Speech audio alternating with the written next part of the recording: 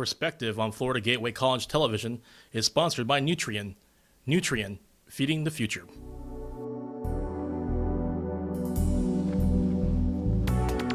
Hello, everyone, and welcome to Perspective. This is a public affairs presentation of Florida Gateway College. My name is Mike McKee, and my guest on the program is Sean McMahon. He's a professor of history here at Florida Gateway College. And since impeachment is in the news quite a bit, we're going to talk about what impeachment is. He's going to give you some information that you probably didn't know or probably didn't hear with all the rhetoric that's going on in the news media. We'll talk with Sean McMahon when we come back. Don't go away. This is the story of a boy who was very sensitive to lights and sounds. So he built secret hiding places where nothing could get in. The boy didn't like looking people in the eye. It made him feel uncomfortable. One day, he found out he had something called autism. His family got him help. And slowly, he learned how to live with it better. Early intervention can make a lifetime of difference. Learn the signs at autismspeaks.org.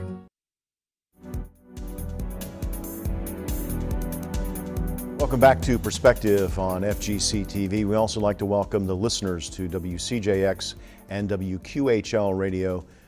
We appreciate you tuning in to the program today. My guest is Sean McMahon. He is a professor of history here at Florida Gateway College. And we're going to talk a little bit about impeachment. You hear about impeachment. How much of that is really taught, except in 3 separate cases involving the president? I mean, other people can be impeached as well. That's right. Judges can be impeached. It's not just the president. Right. But so there's the lack of knowledge in the country about what impeachment is. So why don't you take a stab at it and tell us exactly what impeachment is? Well, I'm glad you asked it because it is important, and we've been hearing a lot about it in the news lately, and I think sometimes the media doesn't want you to know, or they assume that you know what it is. And I think it's important for all citizens to sort of have the basic facts as the process unfolds, and it may very well happen again within our lifetime. And I want to just go through the background on it. It goes back to the Middle Ages, Mike, and we can also go through some other cases that didn't involve presidents that are kind of interesting as well. Sure. I mean, the most recognizable impeachment cases were Andrew Johnson. That's right. Johnson, what was that, 67, 68. Yeah, that was right after the Civil War. Correct. And then you had Richard Nixon, who was not really impeached. Right. There was a threat of him being impeached, but he resigned because I guess he saw the writing on the wall, and I guess some Republicans said to Richard Nixon, it's not looking good for you. Correct. You might want to get an exit strategy, and so he did. That's right. I think what we learn right up front is that impeachment is not removal. When we think, oh my gosh, someone's being impeached, what it is a trial, and charges are being brought against a high elected official. The House prepares them and then move let's forward. back up. A case is being made against a high official. Correct. What does that entail? Did you murder somebody? Did you steal money? I mean, what are the root causes of being impeached? Because Right. I think in the media today, there's really it's kind of out there, nebulous. Well, the founding fathers debated this at great length, and they set some standards in the 1780s. And they that far back. It was a long time, and a lot of what they did in the Constitution still works right now in 2019 as we move forward. So they went through some things and dropped a few items, but the 2 big ones that they saw right away were treason, which we know is aiding or abetting of the enemy, bad in 1780s, still bad early in the 21st century. Bribery was another specific charge, accepting cash or gifts for political favors. Again, bad during the days of the founders. Still bad today, yeah. Absolutely. And then they created this unique phrase that they said high crimes and misdemeanors. And they wanted to leave it open, like they did with other parts of the Constitution. They wanted to make it flexible. So is what a person did a high crime or misdemeanor? That's really what they're trying to decide. And who defines what that is? Correct. I mean, obviously that's going to be determined in a court of law. Right. If you think high crimes, Right. speeding down through a school zone could be Right. a high crime, Right. depending on your definition. And I think the founders would say we don't want a president impeached for a speeding ticket or something minor. It has to be fairly serious. So that's what the House of Representatives does. Is they're sort of like the prosecutors. they're gathering evidence, and then they present specific charges, which are then debated. They vote on them. Do we move forward with impeachment? And this has been done multiple times in the modern era. And before the Civil War also, there were actually a couple other, as I was researching this, a couple other pre-Civil War presidents who were very nearly had charges brought against them, but did not. So the charges have to be fairly serious. So what we can say, Mike, is that the system the founders set up works because it's only been done formally. Charges have only been brought up 3 times in, 230 years, so it works. And you mentioned 1787 Right. as when this was all Right. set about, when the Constitution was brand new. Right. What was going on back then? What was happening in the country? Who was the president? I believe Washington. He was just coming into office, and we were working with a new system of government, and they were coming out of a system where the seat of authority for the American colonies was over in London, and several times colonial lower level colonial, what we would call House members or Assembly members, had brought up charges against their governor, who a lot of times was a crony of the politicians in London. Those charges were very often dismissed by the king or by his buddies over in London. And that was very frustrating to the colonists, including John Adams, who helped to try to impeach several of these people. So he said, well, when we have our own government, we want a system where, if needed, we can bring up a trial and potentially remove that person from office. Well, let's talk about the system of government back in those days. Sure. There were colonies. Right. There was not the United States of America. Correct. And as you said, a ruler was determined by the king. There was no voting. That's right. That's back right. in the day, you had someone who was in charge. Right. And he could do whatever he wanted to. And Right. many times they did. That's right. So the chain of command was the king in London, and then the governor was usually appointed by the king.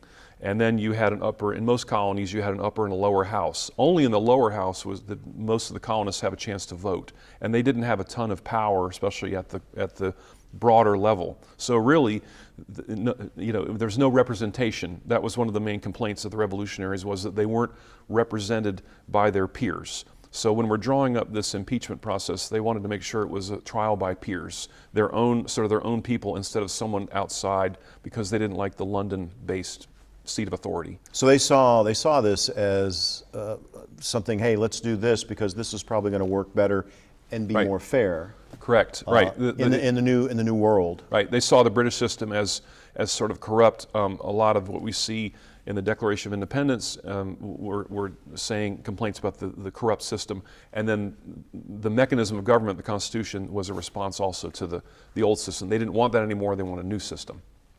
So this was all very complicated because you had lawyers that tried certain cases in Britain. Right. And so here they are now looking at an all new, and you look at the beauty of the Constitution and the fact that it has existed all these years. Right. They wrote it and they thought, what if this? What if this? That's right. They looked at every avenue to make it as fair as possible. Right. They did, and they wanted to leave things flexible because I think they had a feeling that hopefully this was going. We already had one system of government for 10 years, which they ditched to form the Constitution. So they wanted to make sure this one would work for a while. They wanted to leave some things flexible, and this notion of high crimes was important. Also, the notion of the trial by peers. So you have the House of Representatives drawing up charges, and the Senate is the one that sort of decides, are these viable? We're going to go with them, and then the Senate moves forward, and also is the sort of the jury on deciding the guilt of the high elected official. And going back even a little more with your history, when at this time, the higher was appointed by the lower. You Correct. had the senators were not elected back in the beginning. That's correct. They were appointed by State legislatures. State legislatures. Right. And so today your senators are elected, so it's even more accountable to the people. That's right. We're moving more and more towards power of the people, and is that why we've had these A few impeachments here, sort of in the post-World War II era. It's possible. I think there's much more of a flow of information. We're aware of things going on a lot more than in sort of the smoke-filled rooms, Mike, which you can imagine were happening back in the day. But nevertheless, we've only had a handful of them in over 200 years. So what the founders did. Let's talk about the number of federal impeachments. Now, you mentioned earlier that you'd be surprised at the number of impeachments that have occurred. It's not just, the ones that rise to the level that everybody knows are the presidential impeachments. Right. I was surprised when I was looking this up. We've actually had 20 total. We've had cabinet members, judges, 2 Supreme Court justices. Now, you remember the circumstances on the Supreme Court? Mostly what they would call maladministration. There was a feeling that they were giving favoritism on one ruling versus the other. They were not removed. Interesting story, we also had a federal judge from North Florida, based in Pensacola, a guy named Swain, who was impeached in 1904, and this is something that all government workers maybe could relate to, or even people in private business. He was accused of misuse of funds and submitting false travel vouchers. And they actually caught him on this. He was acquitted, but they basically told Judge Swain to knock it off, and he was acquitted back in 1904. Another South Florida judge was removed in 1936 for financial problems. So there was this feeling that judges, they didn't want them to be untouchable. They were subject to it too. Then we've seen maybe the most charges brought against people on the bench. Now, federal judges are appointed for life, right? That's correct. And so are Supreme Court justices. Right. So there's really no mechanism except this way. That's right. If they do some things that aren't quite what. Right. There's no check or balance on them, and so we've had several. Brought up against judges, and kind of gives North Florida a black eye. Although he was based in Pensacola, his term would have served over in this part of Florida as well at that point 100 years ago. Well, when you think about back in the day, North Florida was the most populated part of Florida. Correct. You didn't have your Miami and correct. I mean, you had those towns, but they weren't as populated as up north because, again, the movement south didn't happen. Correct. So anyway, it's kind of interesting when you think about the historical, the history really of the country and the document we all call the Constitution. Correct. We're going to continue our conversation with Sean McMahon. We're talking about impeachment and the origins of impeachment, and then we're going to talk a little bit about when it's been done on the highest level. We'll do that when we come back. Don't go away. You don't have to be so strong. Strength is not optional. This is my mother, my purpose.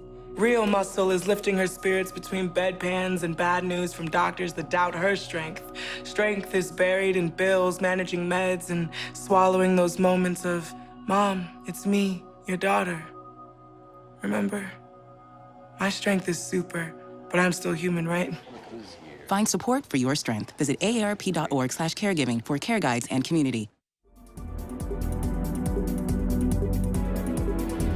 Welcome back to Perspective on FGC TV and WCJX WQHL Radio. We appreciate you folks that are listening on the radio, listening to us this morning. I know impeachment is in the news a lot. It's part of Constitution, the protection, sort of checks and balances that a lot of people don't realize. Unless you study the law, unless you study history, these type of things come up very, very rarely. And we've got Correct. one going on now with President Trump. Whether it's fair, whether it's unfair, we're not taking a position one way or the other. We just want to make sure that everybody understands what the process is. Correct. Let's talk about the most famous cases. First one we talked about was Andrew Johnson. Now, that was an interesting case, right? So he was appointed Abraham Lincoln's vice president for his second term, 1864. Lincoln was a Republican, Mike, and he made kind of a bold move by appointing a Southern Democrat to be his vice president, already looking ahead to the end of he anticipated the war would be over by the end of that term, which would have been 68, and trying to sort of build a bridge with the South. Well, as we know, Lincoln was assassinated, so you had this group of Republicans in Washington dealing with this very stubborn Southern Democrat, Andrew Johnson. And there was a fear that Johnson would not appoint Republicans to cabinet positions, to committees, etc., And so the Republicans, you could say they set a trap for President Johnson, or maybe it was just sort of his own stubbornness that did him in. But the Republicans set a law saying any hirings or firings have to be cleared through Congress, the Republicans. Johnson fired someone. The Republicans said he violated that law, and they drew up impeachment against Andrew Johnson. This was going on in early '68, so the last year of his term. Almost similar, eerily similar to what's going on now. Except you flip the parties, right? Yeah, Absolutely. yeah. Dislike of personality conflict, things like that. And really, all they had on President Johnson was this violation of this promotion act called a Tenure Act. And so you can imagine the Republicans saying, gosh, is that all we have on this guy? So they were looking at other things, and they said he was guilty of something called an abuse of power. In other words, he wasn't doing his presidential duties of approving laws and moving the country forward. And that charge is something that we also see with Nixon and Clinton, whom we'll discuss, and potentially other presidents as well. The trial, Mike, was interesting. First one ever. It was before social media, if you can imagine, people going into the Capitol without cell phone cameras, no TV, no Twitter. And the only press was the press. Written press, It was correct. a written press, and it was not. I don't believe that everything was daily back then. Maybe. Well, some were, but I mean, the bigger cities had daily papers. It was done by telegram and things like that. So if you weren't there, you were relying on the word of other people. They went through the charges. Sure enough, Johnson was found guilty of this violation of this act, and they came down to, okay, since there was a guilty charge, are we going to, the penalty phase, like with any criminal proceeding, what's the penalty phase? So they voted on, are we going to remove this guy? And it was decided he would remain in office by one vote. Very close. So they went right down the wire to not removing him. He was found guilty, but he was not removed. So we can say, was he impeached? Yes, but he was not removed. Okay, so that was the first case. Yes. Of a president. And again, you think about the times back then. Say what you will about President Trump. I'm sure Andrew Johnson was as blustery and bodacious. Yep, he was difficult. There were Teddy Roosevelt was another one that Sure. spoke their mind, and so it's not unusual to Right. have a president that's got a personality larger Right. than life. Right, but the founders would say, we don't want to impeach someone for being a jerk. You have to have a serious criminal charge there. And even with Johnson, the notion of violating the one act almost wasn't, serious enough. This abuse of power was something they moved forward with too. But it wasn't enough. He stayed in office. Well, and again, you go down to the next one. You go down to the next one, which was Richard Nixon. Right. Again, we mentioned a little bit in the prior conversation, he was not removed. Correct. He was not even impeached. This is probably the clearest case where he would have been removed because he had a number of pretty serious charges against him. Well, and for those who don't remember, Nixon was accused of covering up a burglary that took place at the Watergate Correct. Hotel in Washington. Right. He was a Republican, and he was accused of hiring guys to spy on the Democrats for the upcoming '72 election. What do they have as far as money? What are their themes of the election? Who are they, what states are they targeting, et cetera. So these guys had broken into the Democrat headquarters and they were caught. Now, was this, I'm trying to remember, was this McGovern? I think that's correct. Yes, his opponent. Okay. Now Nixon won the election very easily. It's looking back on it. He really didn't need to worry about spying Not at all. on his opponent. Not at all. But he wanted to ensure victory, and so by catching these guys, they eventually uncovered a trail of cash from the White House to these guys, which also opened up other things that Nixon had been doing. If we think back on what the founders set up, treason and bribery, this is the only case, these three impeachments, where you could seriously argue that those two came into play with Nixon, because there were charges, I had to read through them, there were several of them against him. Obstruction of justice, the whole notion of treason. There were crimes that he allegedly was looking at over in Vietnam involving secret bombings, et cetera. There were tax issues with him. A pretty serious list of charges that they were going to move forward with a trial. And the irony of this impeachment was that Hillary Clinton Yes. was a staffer on the Democrat side That's right. that was looking into impeachment. That's so right. she was involved in trying to take Nixon down. Right. It's kind of where she made her name early on as a young lawyer in Washington. Her father was well connected, right? But she was part of the team that prosecuted him. Yeah. Correct. Okay, so let's. So what happens is he is not impeached, but again, like I said earlier, Right. the writing is on the wall, buddy. You need to. This would have Get been out. this would have been a case where we would have a trial. The guilt would have been found on any of those charges was pretty serious, and he very likely would have been removed. So, but he resigned, the only president ever to step down from office in '74, and out he went. And like you said, the VP had also been facing corruption charges. He was Spiro Agnew was from Maryland, was he not? Sounds right. And he was kind of. I remember back in those Yep. days that he was kind of shady. Yep. You know, It was there were financial some things. business dealings that he had in Maryland Right. that were not on the up and up, and so Right. he was already under the microscope prior to being elected with Nixon. Right. So when the president and VP are out, what do you do? Well, they went through the chain of command set up by the founders. They said Speaker of the House, and they had a real upfront, honest guy, Eagle Scout, Gerald Ford, who stepped in as interim president, and he appointed a VP whose name I can't remember to sort of serve out the rest of that term until '76. So it was a tumultuous time. If we think back, one more detail with the founders, Thomas Jefferson set out a rule of procedure in Congress, and he basically said, if we ever have an impeachment, that will take precedent over anything else, budget, debating other laws, everything else gets put on the back burner for impeachment. And this dominated the media for months, Nixon's impeachment.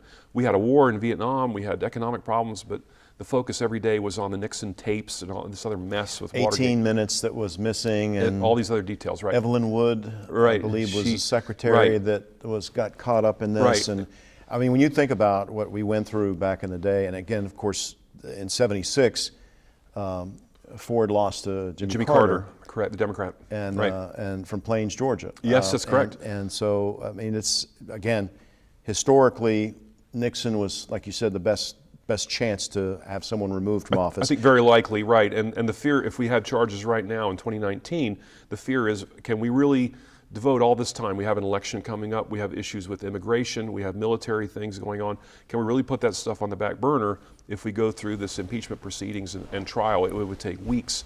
And in the social media age, you can just imagine the circus that would come up. But we will be following the orders of Thomas Jefferson, who said, this is really serious and we need to put everything else aside. So think about this, folks. If President Trump is impeached and his vice president somehow gets entangled in this and he was removed, Nancy Pelosi would be the president. Very of the liberal United Democrat States. from California, from, right? From San Francisco. San Francisco, would right. be president of the United States. So think about that. Right, Let's, correct. Let's move on to the last impeachment, which Bill was Clinton. Bill Clinton Right. back in 1990. I believe it was 98. 98. His second term. Yeah. Right. So he was accused of having, the issue with him was several affairs he was having on his wife. Now, having an affair is not a crime, but when questioned about it, he lied under oath. And the issue there was perjury. When they asked him specifically about, did you have an affair with so-and-so, he was very evasive and avoided specific answers. So it was perjury. And the whole issue of witness tampering. He was apparently calling these women or contacting them and saying, if they ask you about this or that, tell them you don't remember. And that's witness tampering, which Mike, you or I could go to jail potentially for that. And people have been put in jail. That's correct. For that, right. for witness tampering. Right. I know that. Excuse me. I know that.